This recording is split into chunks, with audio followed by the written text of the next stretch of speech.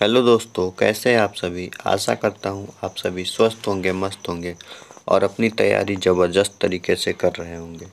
दोस्तों, आज हम क्लास 10 का संस्कृत का बहुत ही इम्पोर्टेंट यानी very very important objective question लेकर आया हूँ, जो आपके बोर्ड एग्ज़ाम 2024 के लिए बहुत ही इम्पोर्टेंट होने वाला है। अगर आप 2024 में बोर्ड का एग्ज़ाम देने वाले हैं, क्योंकि ये वीडियो आपके बोर्ड एग्ज़ाम के लिए बहुत ही इम्पोर्टेंट है, बहुत ही इम्पोर्टेंट है।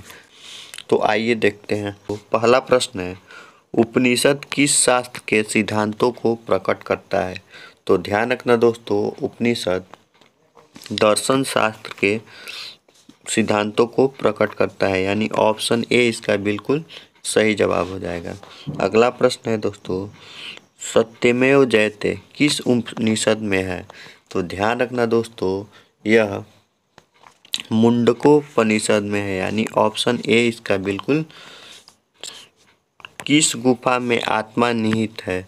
तो ध्यान रखना दोस्तों, जीवों के शरीर रूपी गुफा में, यानी ऑप्शन सी इसका क्या हो जाएगा, बिल्कुल सही हो जाएगा। ऑप्शन सी क्या हो जाएगा, परम सत्य हो जाएगा। अगला प्रश्न है दोस्तों, कौमुदी महोत्सव कब मनाया जाता है। तो ध्यान रखना दोस्तों, कौमुदी महोत्सव शरद ऋतु में मनाया जाता है, यानी ऑप्शन डी क्या हो जाएगा, बिल्कुल सही हो जाएगा। ऑप्शन डी क्या होगा, परम सत्य होगा। सिखों के 10वें गुरु गुरु गोविंद सिंह का जन्म स्थान कहाँ है। तो ध्यान रखना दोस्तों, पटना है, यानी ऑप्शन ए क्या हो जाएगा, बिल्कुल सही है। ऑप्शन ए क्या है, परम सत्य है। अगला है, एशिया महादेश का सबसे लंबा पुल किस नदी पर बना है। तो ध्यान रखना दोस्तों, गंगा नदी पर बना है, यानी ऑप्शन बी क्या है, बिल्कुल सही है। ऑप्शन बी क्या है, परम सत्य है।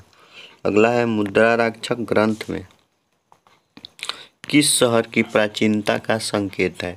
तो ध्यान रखना दोस्तों, पाटलिपुत्र का संकेत है।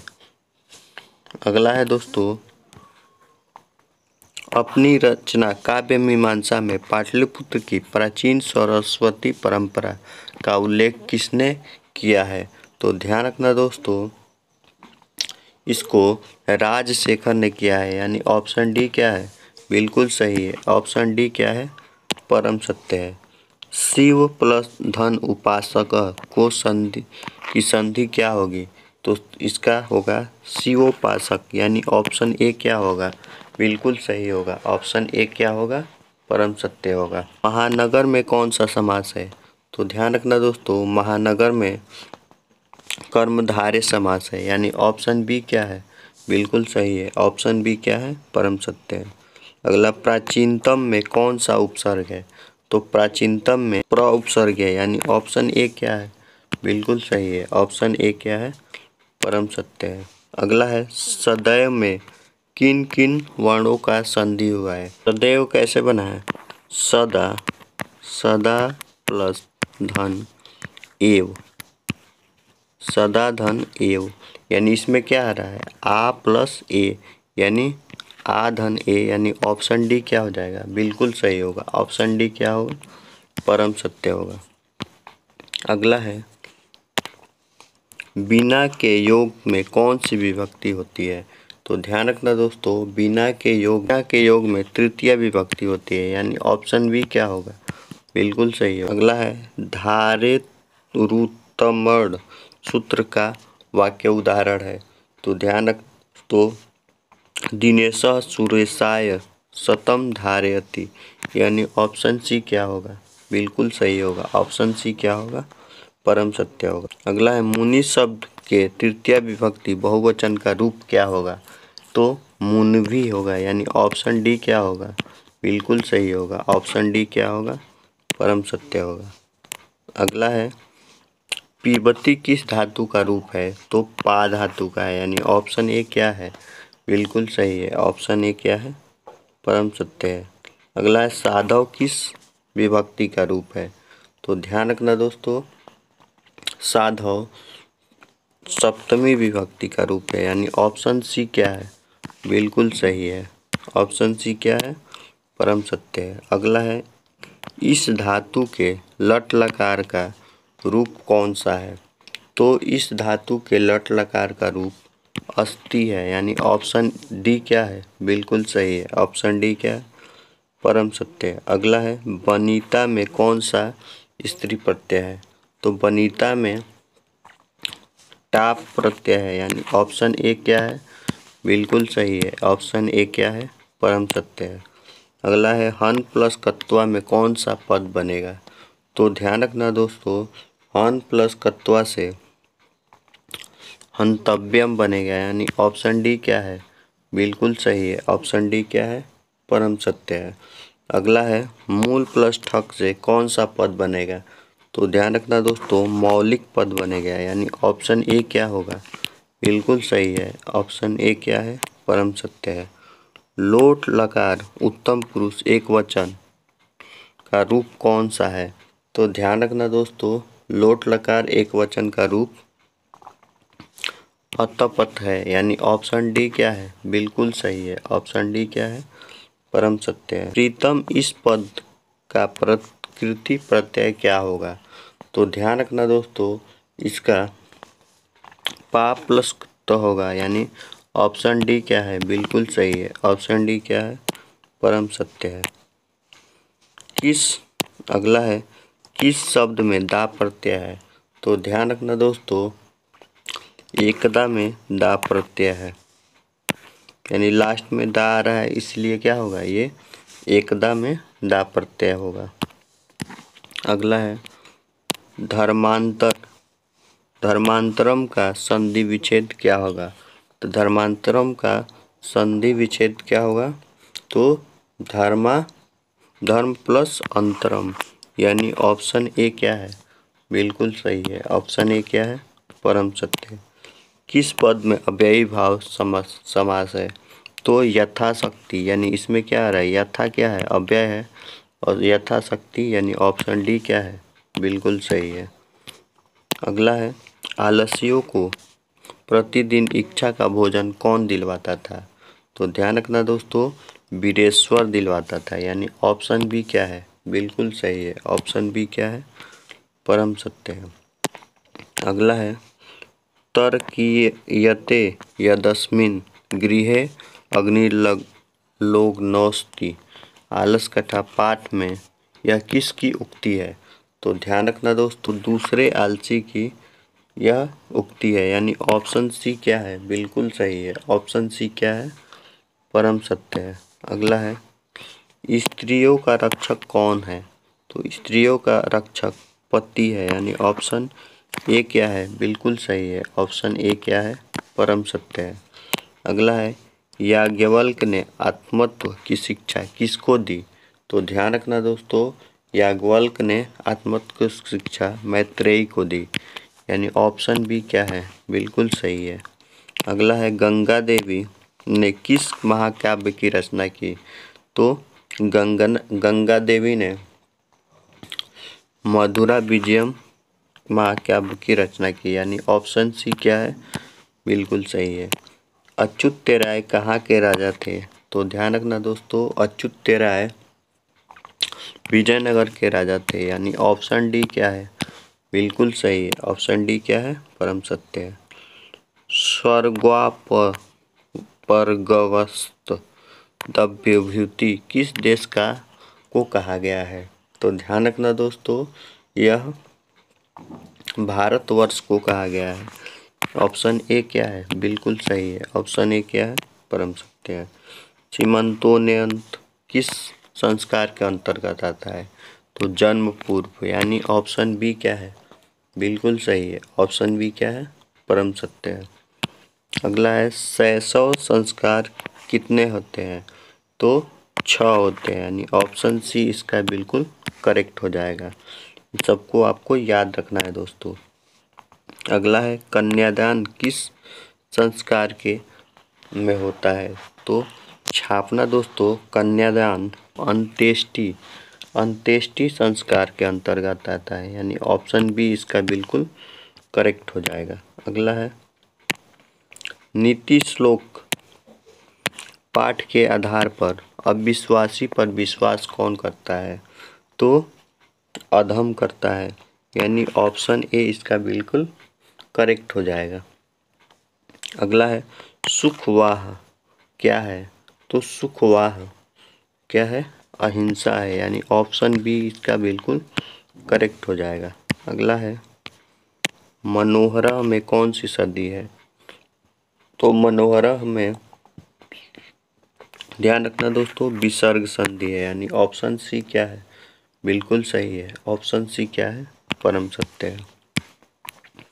अगला है किस शब्द में प्रति उपसर्ग नहीं है?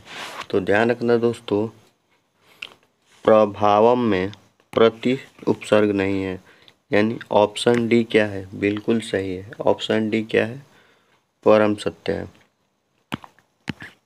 अगला है सचिवानम आलयम का समस्त पद क्या होगा? तो सचिवालय होगा, यानी सचिवालय सचिवालय होगा, यानी ऑप्शन ए क्या है? बिल्कुल सही है। ऑप्शन ए क्या है? परम सत्य है। किस समास का पहला पद संख्यावाचक होता है?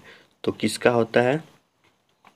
द्विगु का होता है, यानी ऑप्शन सी इसका बिल्कुल सही जवाब हो जाएगा, क्योंकि संख्यावाचक यानी गिनती आता हो जिसमें सबसे पहले। अगला है वात वृक्षात, वात के जगह पे यहाँ पे वृक्षात होगा, तो वृक्षात पत्राणि पतंती, यानी इसमें पंचमी विभक्ति से किस सूत्र से हुआ है? तो अपादाने पंचमी, यानी जिससे अलगाव होता है। तो अलगाव किससे हो रहा है? अपदान में होता है, तो अपदाने पंचमी, यानी ऑप्शन सी क्या होगा? बिल्कुल सही जवाब होगा। इसे आपको ध्यान रखना है दोस्तों। अगला है दोस्तों क्रिया का आधार कौन सा कारक होता है? तो ध्यान रखना दोस्तों क्रिया का आधार करण होता है, यानी ऑप्शन सी क्या है? बिल्कुल सही है। ऑप्शन सी क्या है? परम सत्य है। अगला है वयम किस शब्द का रूप है? तो ध्यान रखना दोस्तों वयम अस्मत् शब्द का रूप है, यानी ऑप्शन सी क्या है? बिल्कुल सही है। ऑप्शन सी क्या है? परम सत्य है। अगला है जेष्यति किस लकार का रूप है? तो ध्यान रखना दोस्तों लट लकार का रूप है, यानी ऑप्शन ए क्या है? बिल्कुल सही है। ऑप्शन ए क्या है? परम सत्य है। किस पद में तीक्ष्ण प्रत्यय है? तो ध्यान रखना दोस्तों ऑप्शन सी इसका बिल्कुल सही हो जाएगा, गति। अगला है लघुत्तरम में कौन सा तद्धित प्रत्यय है? तो ध्यान रखना दोस्तों तरप प्रत्यय है, यानी ऑप्शन ए क्या होगा? बिल्कुल सही होगा। ऑप्शन ए क्या है? परम सत्य है।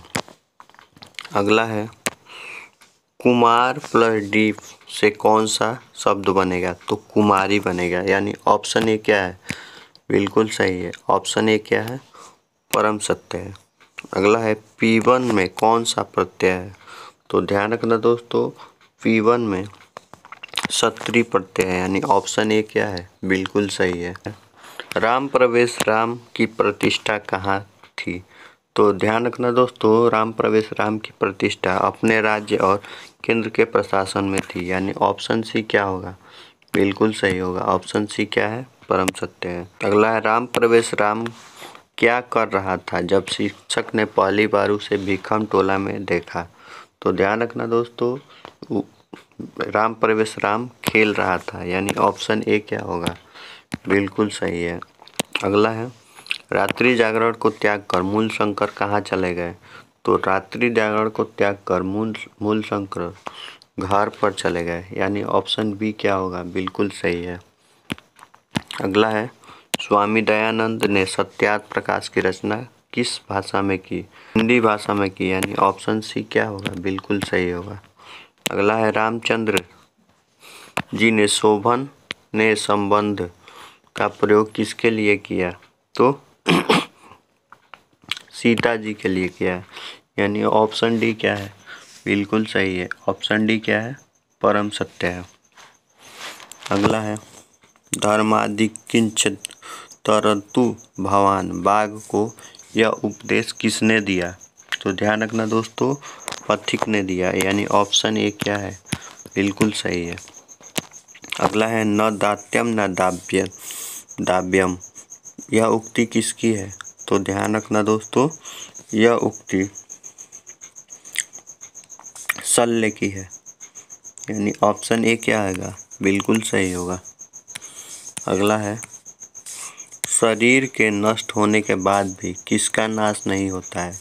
तो ध्यान रखना दोस्तों, यह गुण का नाश नहीं होता है, यानी ऑप्शन बी क्या होगा? बिल्कुल सही होगा। ऑप्शन बी क्या है? परम सत्य है। अगला है असहिष्णुता को जन्म देता है, तो असहिष्णुता को कौन जन्म देता है? तो ध्यान रखना दोस्तों, द्वेष देता है, यानी ऑप्शन सी क्या है? बिल्कुल सही है।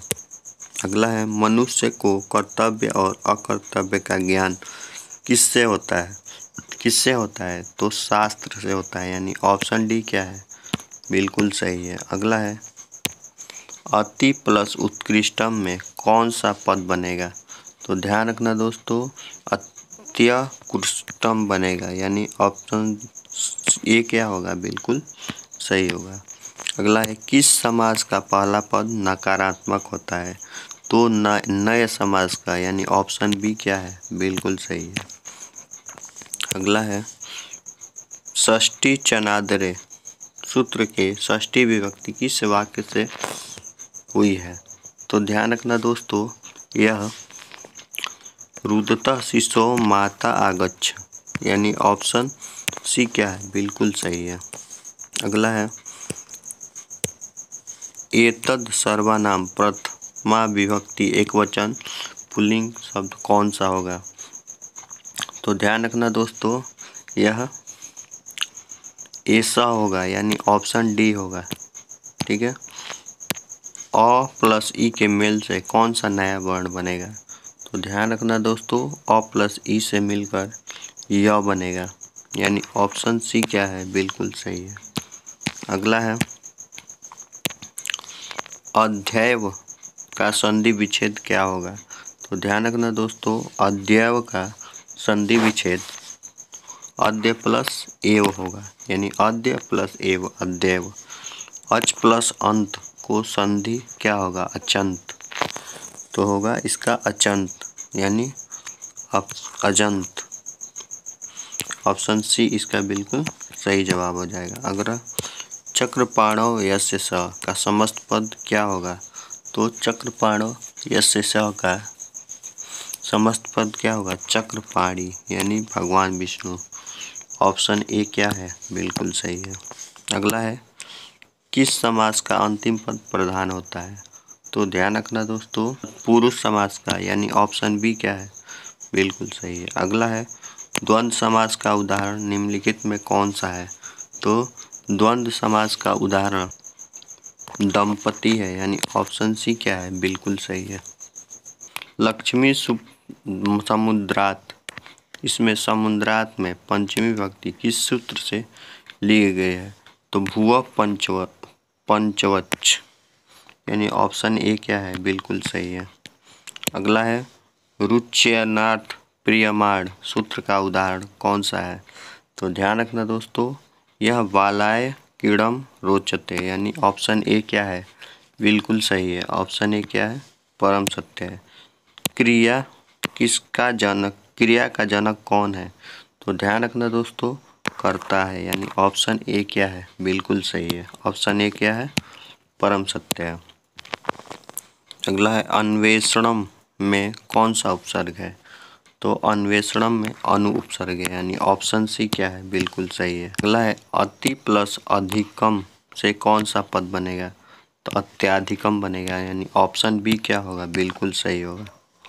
अगला है गंगायाम में कौन सा पद विभक्ति है? तो ध्यान रखना दोस्तों, इसमें सप्तमी विभक्ति है, यानी ऑप्शन ए क्या है? बिल्कुल सही है। अगला है मुनि शब्द के तृतीय विभक्ति एक वचन का रूप कौन सा है? तो ध्यान रखना दोस्तों, इसमें मुनि है, यानी ऑप्शन बी क्या है? बिल्कुल सही है। अगला है भू धातु के विधिलिंग लकार में कौन सा रूप है? तो ध्यान रखना दोस्तों, यह भवेत है, यानी ऑप्शन सी क्या है, बिल्कुल सही है। अगला है हरित हरति किस धातु का रूप है? तो ध्यान रखना दोस्तों, यह ह धातु का रूप है, यानी ऑप्शन बी क्या है, बिल्कुल सही है। अगला है अस्थाभ्यम में कौन सा प्रत्यय है? तो ध्यान रखना दोस्तों, अस्थाभ्यम में तव्यम प्रत्यय है, यानी ऑप्शन ए क्या है, बिल्कुल सही है। तो दोस्तों ये थे संस्कृत के 80 ऑब्जेक्टिव क्वेश्चन जो आपके बोर्ड एग्जाम के लिए काफ़ी इम्पोर्टेंट थे। दोस्तों वीडियो आपको कैसा लगा कमेंट करके बताइएगा, और वीडियो अच्छा लगा तो वीडियो को लाइक और चैनल को सब्सक्राइब ज़रूर करें। मिलते हैं अगले वीडियो में, तब तक के लिए धन्यवाद।